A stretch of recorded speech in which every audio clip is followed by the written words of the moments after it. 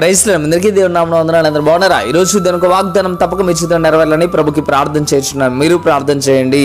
యెహోవా మీ ముందర నడుచును. యెషయా గ్రంథం 52వ అధ్యాయం 12వ వచనం. ప్రియమైన దేవుని బిడ్డలారా, ఈరోజు దేవుడు నీతో వాగ్దానం చేస్తూ చెప్తున్న మాట, నేను మీ ముందర నడుస్తానని చెప్పడం ప్రారంభిస్తూ ఉన్నాడు.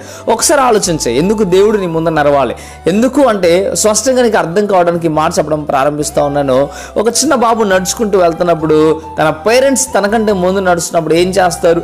ఆ మార్గంలో ముళ్ళు వస్తే, అడ్డం వస్తే ఏం చేస్తారు? బాబు కూర్చుకుంటుందేమో అని చెప్పి తీసి పడవేయడం స్టార్ట్ చేస్తూ ఉంటారు. ఒకవేళ రాయి ఉందనుకోండి, తీసి పడవేయడం స్టార్ట్ చేస్తూ ఉంటారు. ఎవరైనా ఒక పిల్లవాడు కొట్టడానికి వస్తే వాడిని ఆపడానికి సిద్ధపడతా ఉంటారు. అంటే ఎటువంటి స్థితి అయినా వెనక నుండి వచ్చి ఆ బాబుకి ఎటువంటి స్థితి నుండి కానీ ఏ హాని కలగకుండా, ఆ మార్గంలో ఏ రాయి కూడా తగలకుండా జాగ్రత్త పడటం ప్రారంభిస్తూ ఉంటారు. ఒక చిన్న గుంట ఉందనుకోండి, ఒకవేళ దాన్ని బూడ్చడానికి సిద్ధపడతా ఉంటారు. ఆ గుంట నుండి తప్పించడానికి ప్రయత్నం చేస్తూ ఉంటారు.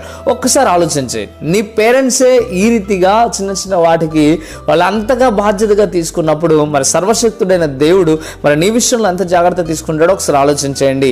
మన ముందు దేవుడు నడిస్తే మనకే లాభం. ఈరోజు అది గుర్తుపెట్టుకోవాలా. వాగ్దానం వింటున్న ప్రియమైన దేవుని కుమారుడా, నీ ముందు దేవుడు నడిచేలాగా చూసుకో. ఎందుకు ఈ మాట చెప్తున్నానంటే, నీ మార్గాన్ని దేవుడు మాత్రమే సరళం చేయగలడు. ఇదిగో పేరెంట్స్ తీసివేయగలిగినవి కొన్నే ఉంటాయి, కానీ దేవుడు మాత్రం సమస్తము తీయగలడు. అంటే పేరెంట్స్కి అసాధ్యమైన వాటన్నిటి కూడా, మీ భర్తకి అసాధ్యమైనవి కూడా, మీ భార్యకి అసాధ్యమైనవి కూడా, అన్ని కూడా దేవునికి సాధ్యమే. అవన్నీ కూడా తీసివేయడానికి దేవుడు సిద్ధంగా ఉన్నాడు. సాతాను శోధన కావచ్చు, శ్రమ కావచ్చు, కష్టం కావచ్చు, ఇబ్బంది కావచ్చు, ఇరుకు కావచ్చు, ఎటువంటి స్థితిలోనైనా ప్రతి దానిని తీస్తూ నీ మార్గాన్ని సరళం చేస్తాడు దేవుడు నీ ముందు నడుస్తే. ఈరోజు అందుకే దేవుడు నీతో మాట్లాడటం ప్రారంభిస్తూ ఉన్నాడు.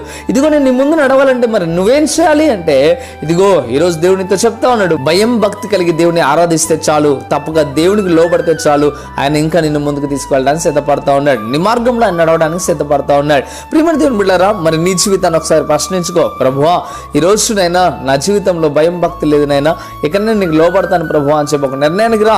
ఒకవేళ భయం భక్తి లేకపోతే, ఇంకా విశ్వాసం లేదేమో, ఒకసారి పరీక్షించుకొని ప్రభువా ఇక నేను విశ్వాసంగా ఉంటాను నేను అని చెప్పి దేవునితో మాట్లాడు. నా ముందు నడువు ప్రభువా అని చెప్పి దేవుని చెప్పడం ప్రారంభించు.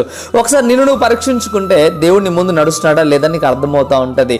ఒకసారి ఆలోచించండి ప్రియమైన దేవుని బిడ్డలారా, దేవుడు నీ ముందు నడవకపోవడం వలన ఎన్నో శ్రమలు గుండా నువ్వు వెళ్తున్నావు అనే విషయాన్ని ఎంత మాత్రం కూడా మర్చిపోవద్దు. దేవుడిని ముందు నడుస్తే నీకు ఎటువంటి శ్రమ కానీ, కష్టం కానీ, బాధ కానీ, ఇబ్బంది కానీ కలగదు అనే విషయాన్ని స్పష్టంగా మీరు గమనించాలి. అది నీ దగ్గరకు రానే రాదు. అందుకే అంటాడు కదా, కుడి పక్కన 1000 మంది కూలిన, ఎడం పక్కన 10,000 మంది కూలిన అపాయం నీ దగ్గరకు రాదు. ఎందుకు? దేవుడు నీకు తోడున్నాడు కాబట్టి, దేవుడు నీ ముందు నడుస్తున్నాడు కాబట్టి.